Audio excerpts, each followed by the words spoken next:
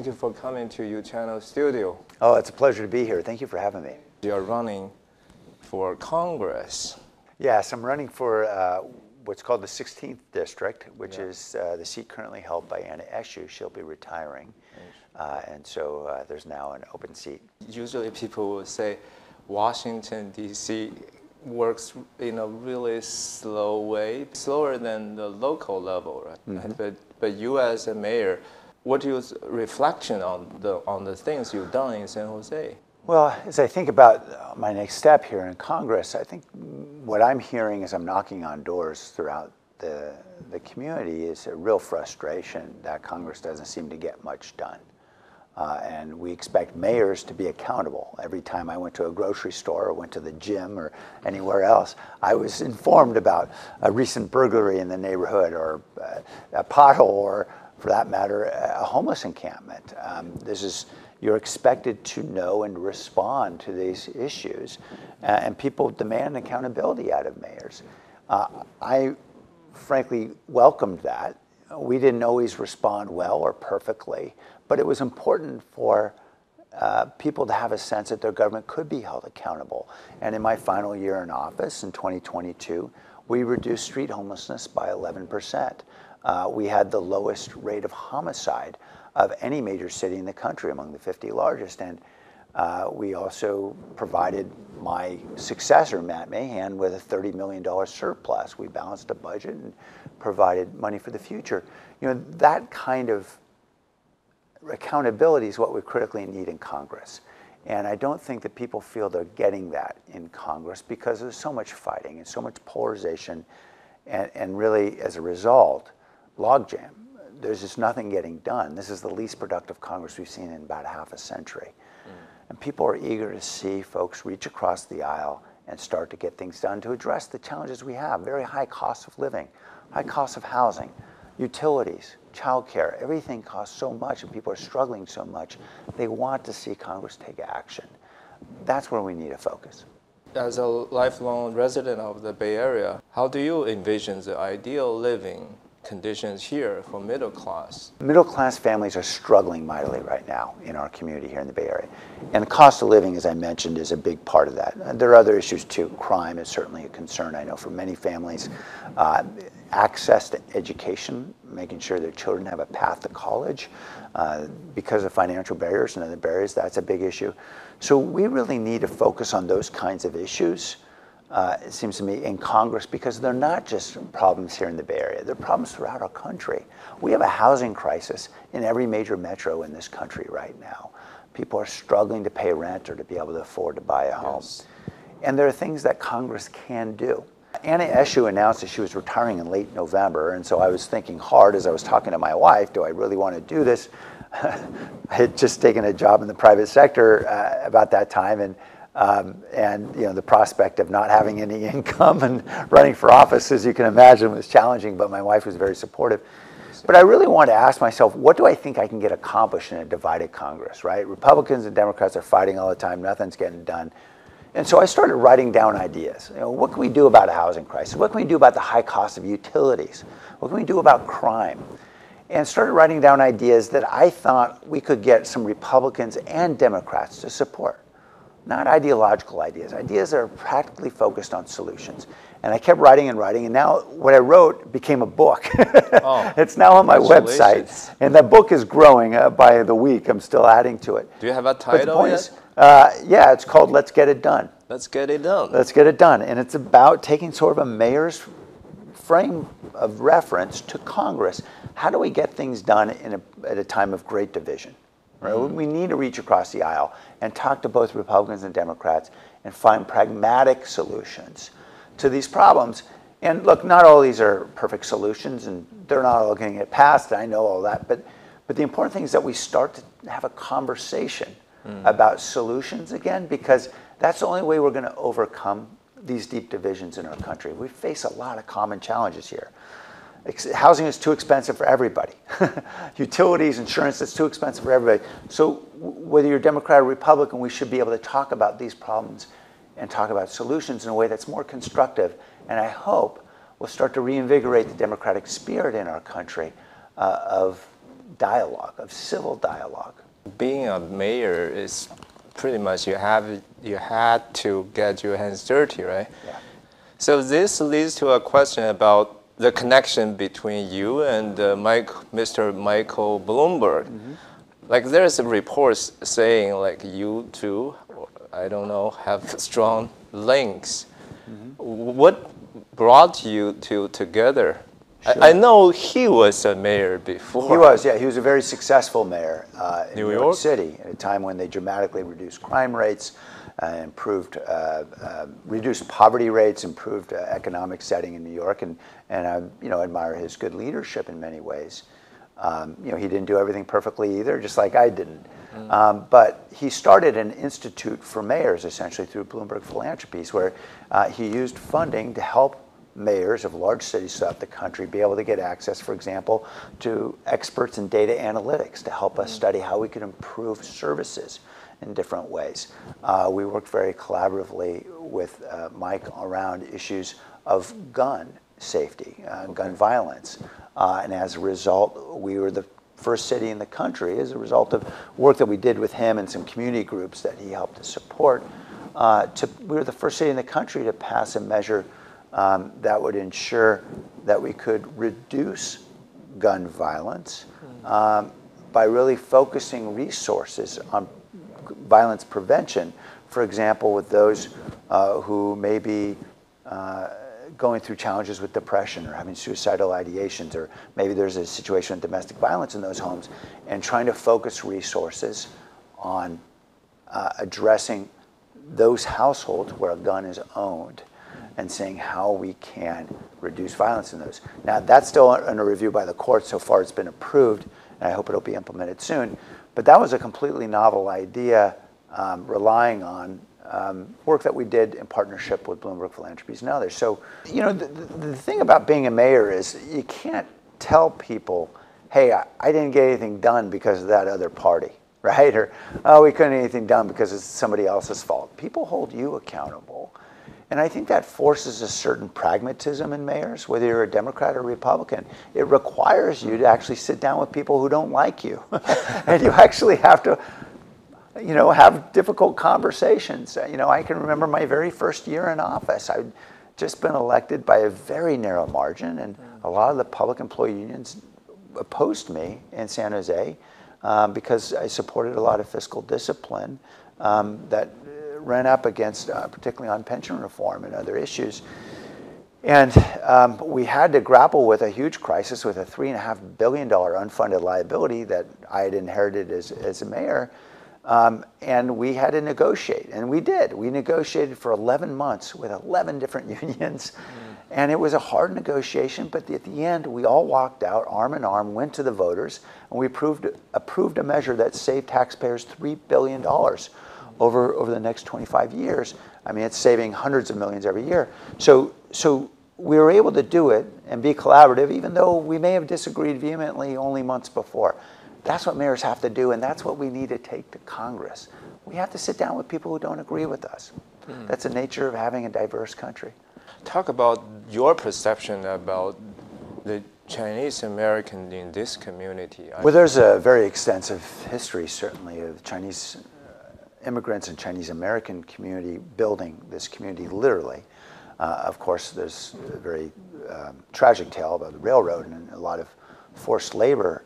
But in San Jose, there's many tragic incidents involving, for example, racist pillaging and burning of Chinese American villages in San Jose. We went through I believe 4 or 5 Chinatowns that were burned down before finally a safe location was created in Japantown, which is only 10 blocks away from my home, where the community was able to stay and flourish and be safe.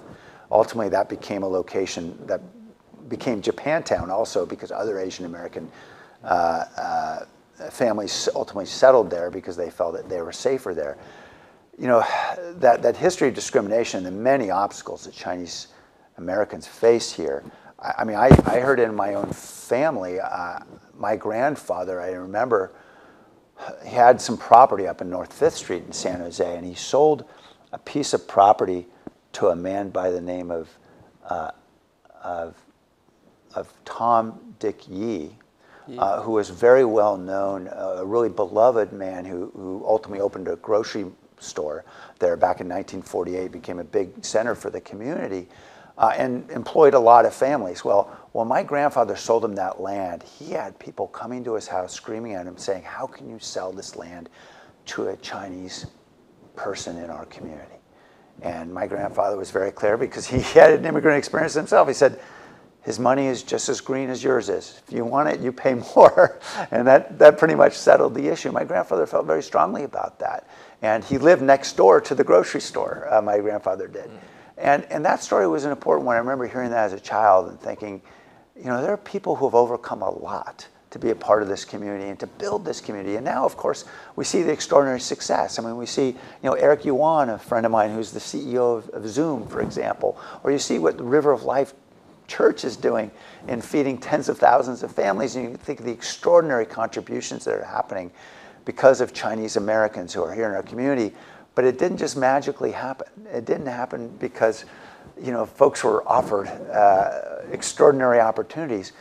This is a community that's suffered enormously and overcome an enormous amount to contribute and be a part of the American story. And I feel very deeply grateful that I live in a valley where Chinese Americans have created and given so much. But you are running an Asian American opponent, Yes. Alvin Lo. Yeah. And he's actually a Chinese American. Yes, he is. So how you gonna argue about like over identity politics? Our people should choose you over him.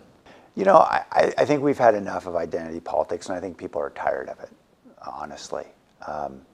There are many prominent Chinese American leaders and Taiwanese American leaders in our community who are supporting me. I think of, for example, Lily May, who's the mayor of Fremont. I think of David Chu, who's the city attorney in San Francisco, for example, and Emily Lowe, the former mayor of Saratoga. A lot of wonderful community leaders and many business leaders as well. And so I feel very fortunate to have strong support in the Chinese American community. And I think it's time that we moved on beyond identity politics.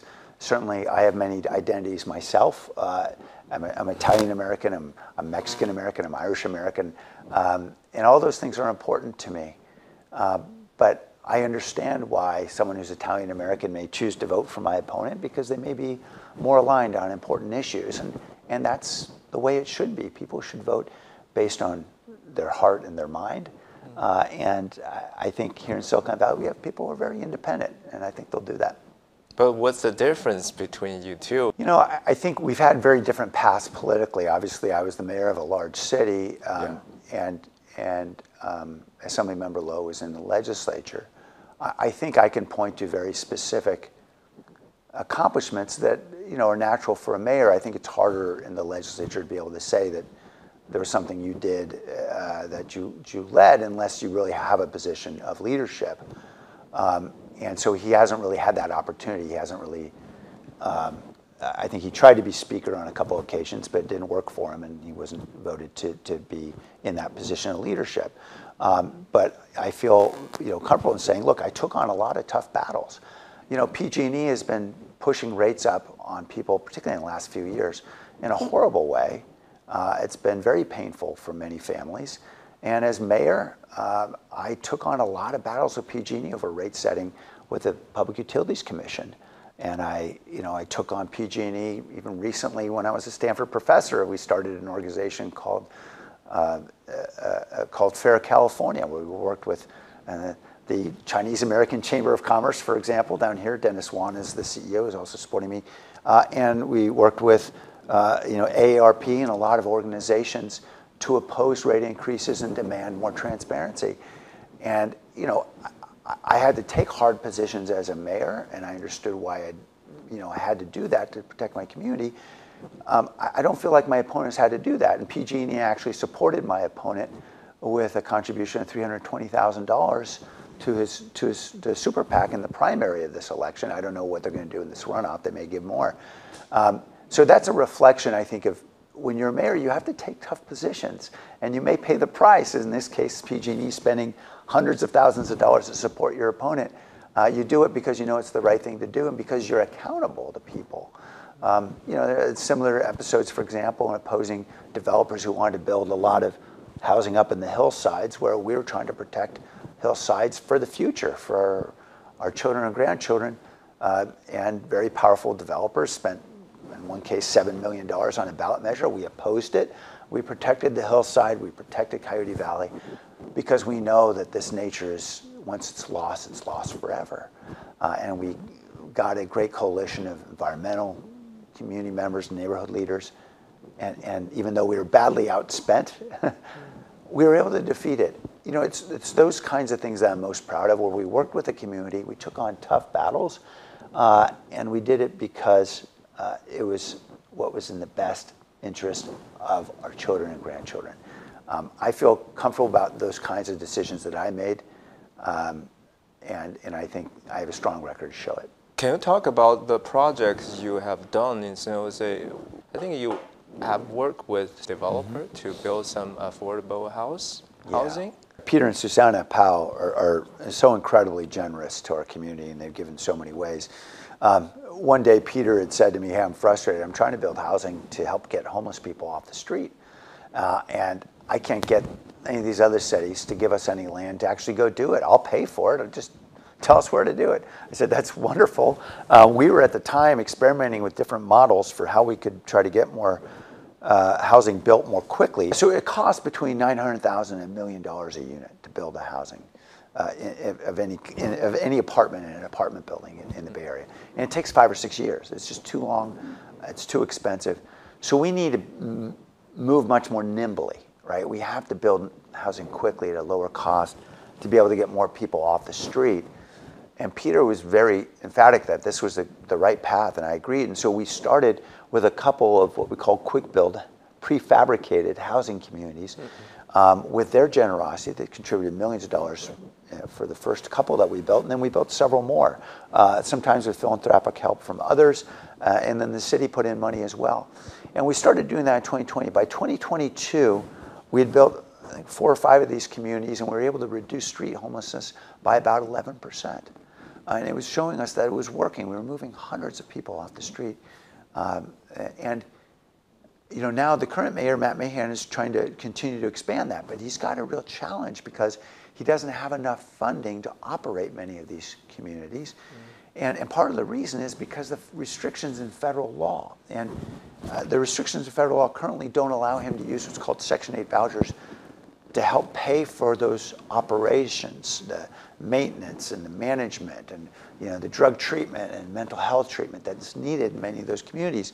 And so one of the reasons why I'm going to Congress is to help mayors like Matt Mahan be able to build more of this kind of housing so we can really do something about homelessness in our community. The solution is we've got to get people off the street, we've got to get them off the drugs, and we need to get them into housing that's safe. And these aren't big units, they're very small housing units, but they're simple, and they cost about 1/10 of the cost of a typical apartment building. Usually how much for one unit? We were building at the time at about $75,000, $80,000 a unit instead of $900,000, which was a great savings, as you can see. And we were building them in 5 or 6 months rather than 5 or 6 years. And so that ability to build more quickly, build at lower cost, using prefabricated materials. We had deals we struck with Caltrans to be able to lease their land for $1 a year. Those kinds of ideas, those innovative solutions are what we need to really move people off the street. It's not going to happen doing the same thing the same way, which is these 5 or 6 year development cycles. That's not going to work. That lots of Chinese Americans feel very frustrated. It's like a taxpayer pays so much money, but the result is terrible. Well, not just in California cities, because everyone thinks it's a California problem.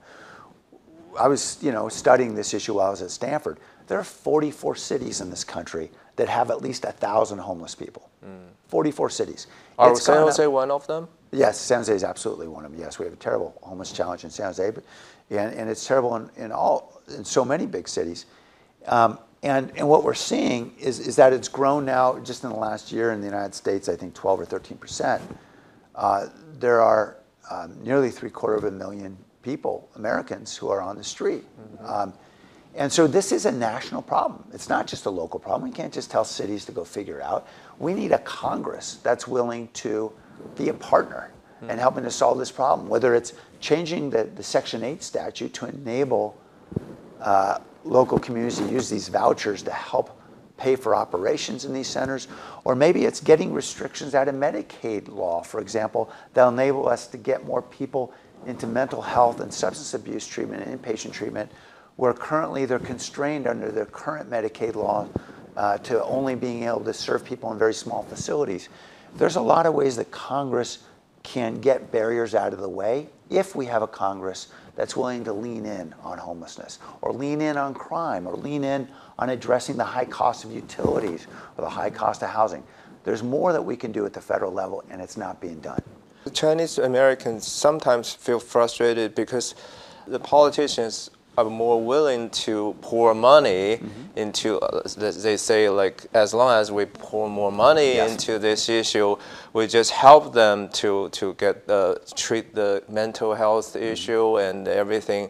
But sometimes we feel like the incentive is wrong. So there's more people just get in this aid somehow, then they don't want to get out. And it seems like the money didn't help them. Well, I think it's important for us to get beyond that left versus right battle. Okay. Right? What we need to do is to show results. We have to show people what actually works. And then we scale that, right? And so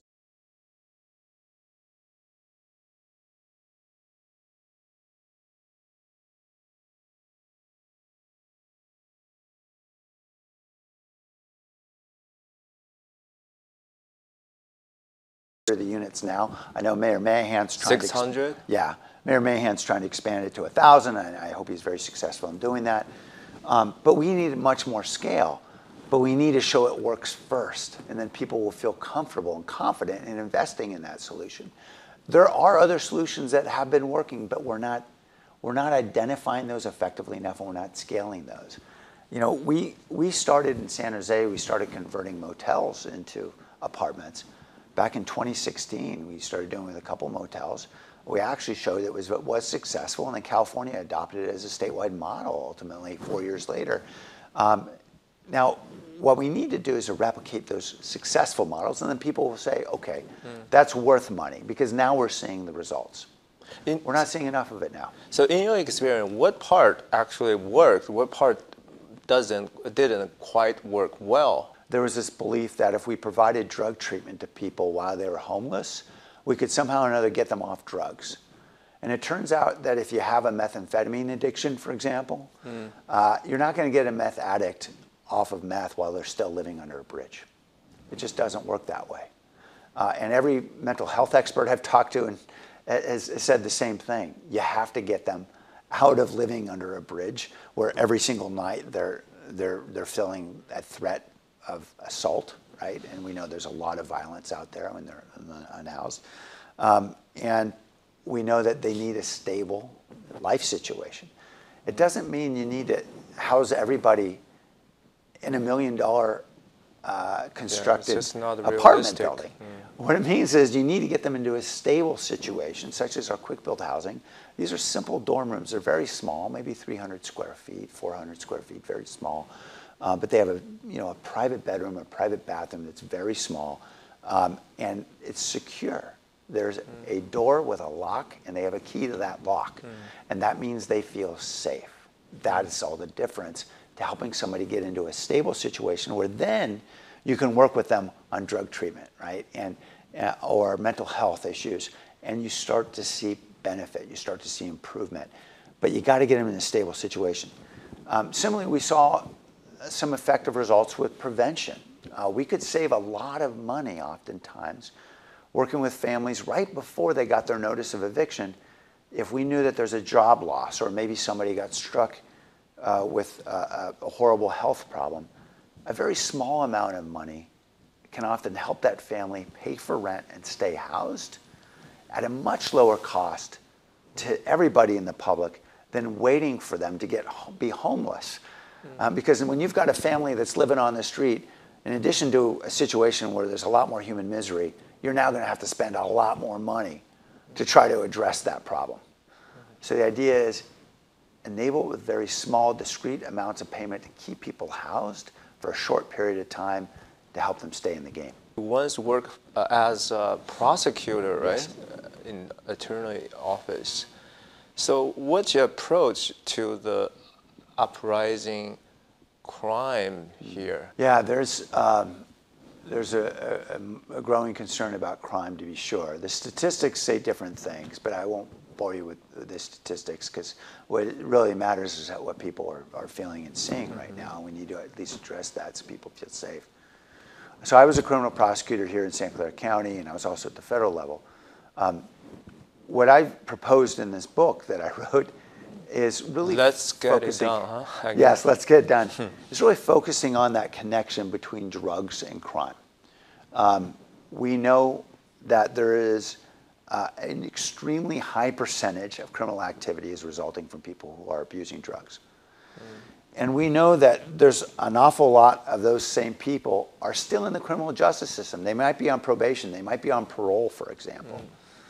And what I propose at the federal level is to reinstate parole and start to use tools and programs that have been very effective in other locations. For example, Hawaii has what's called Project Hope, where we're testing offenders very frequently, maybe twice a week. And if they test dirty on a drug test, then there's always a consequence. It doesn't have to be a severe consequence, but it has to be a consequence. So if they're on probation, then maybe they go on a weekend work program for 2 days and they have to go to weekend work, or maybe they go to jail for a day or 2 days. And then they have to come back out, and then they have to be tested again, and they're held accountable. And what they saw with this program in Hawaii, again, it wasn't severe sanctions, it was frequent testing and accountability and certain and swift sanctions, is that we saw a dramatic reduction in their likelihood to commit crime. It's called recidivism.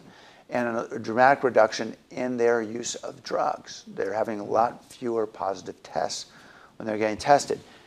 That is the pathway for us to reduce crime, it seems to me. We've got to break this connection between addiction and crime. And so that's one of the ideas. There are many others. I think we can do much more, for example, around providing a federal statute to help local police combat theft and burglaries. And right now we know that the way that the felony and misdemeanor threshold has been changed and moved up to $950 under Prop 47 here in California. Yeah, that's Chinese Americans hate the most. Yeah, Prop 47 I know has gotten a lot of frustration. A lot of small business owners are very frustrated. They call me and say, hey, the cops are tired of even showing up because they can't even make arrests, because under California law and a lot of the states, they can't make an arrest for anybody who's committed a misdemeanor unless it's committed in their presence. So if you define a threshold so high that people just steal a lot of goods up to that threshold and they're only committing a misdemeanor, you can't have an arrest. Well, that's what's wrong. We don't have to put everybody in prison for 10 years, but what we do need is... There has to be consequences. But there has to be an arrest. There has to be a consequence. Everyone has to be accountable. And so what I'm proposing is we create a lower threshold under federal law so that felony is identified at a lower threshold, so we can have the arrests that are critical. And you have to make that arrest so you can get that individual, maybe they go into a drug treatment plan, maybe they go into jail, whatever it might be, they're held accountable. And again, it doesn't have to be a 10-year prison sentence, it just needs to be certain. Yeah. People need to know there's a consequence. Really, Sam. Like wherever I go in this nation, Californians get laughed by other people. They feel like you have this $950 law. This thing is ridiculous. Well, the truth is actually several other states have that too. It's not just California. Yeah, but California is really iconic. But we have our own challenges, and our challenges are very unique. There's no question. So look, that's why I propose this as a federal law. I think there's a lot of states that are struggling right now, and I think we need to empower local communities, local police departments to be able to say, look, we've got a problem. Let's use this federal statute to be able to make arrests. And I've experienced doing this when I was a federal prosecutor. We'd have federal narco trafficking statutes. And there were times when we would ask locals to make the arrest instead of the feds because we might have undercover DEA agents that we didn't want to expose to a criminal organization. So we'd say, hey, you know what? Hey, San Diego Police Department, why don't you take this arrest?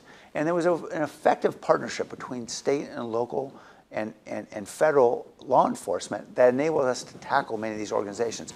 Well, today we've got these crime rings that are running theft rings that we're seeing. They're very sophisticated. They're breaking into jewelry stores and auto dealerships and everything else. And we've got to treat these like the criminal organizations they are. We need federal-local partnerships. What's your aspiration if elected? I know there's so many committees in Congress, right? Because I would be a first-term member of Congress, anybody who walks in their first term is never getting access to the best, the committees with the most influence, like Ways and Means, right? That doesn't happen. I would like to get on energy and commerce. I think that's a very important committee for Silicon Valley, but not likely for many folks to come in their first couple years. More likely, perhaps something like judiciary, where as obviously a former criminal prosecutor, I would have some input in terms of federal criminal laws and so forth, but also a lot of laws that have a lot to do with things we care about uniquely in the Valley. Immigration, for one thing. We need more H-1B visas and high-skill immigration, and I think we have a real problem we've got to fix in immigration, particularly a lot of families that are working here for years and years that are contributing with visas and need to have a pathway to permanent residency and citizenship, and I want to do that. We have challenges certainly in tech, dealing with antitrust and intellectual property issues. So those are all things that go through the Judiciary Committee. And then probably something around housing, so perhaps financial services is a committee that deals quite a bit with housing. Give us some comments on this Congress in the past, let's say, 4 years. How did they do? I think there was some good legislation, but the truth is this last session of Congress has been the least productive that we have seen in half a century or more. And it's a low bar. I mean, there are plenty of Congresses that aren't very productive. So the problem is that people aren't talking to one another. And as a result, Democrats and Republicans are in their own camps, they're in their corners. And we actually have a divided Congress, and it's going to require us to talk to one another.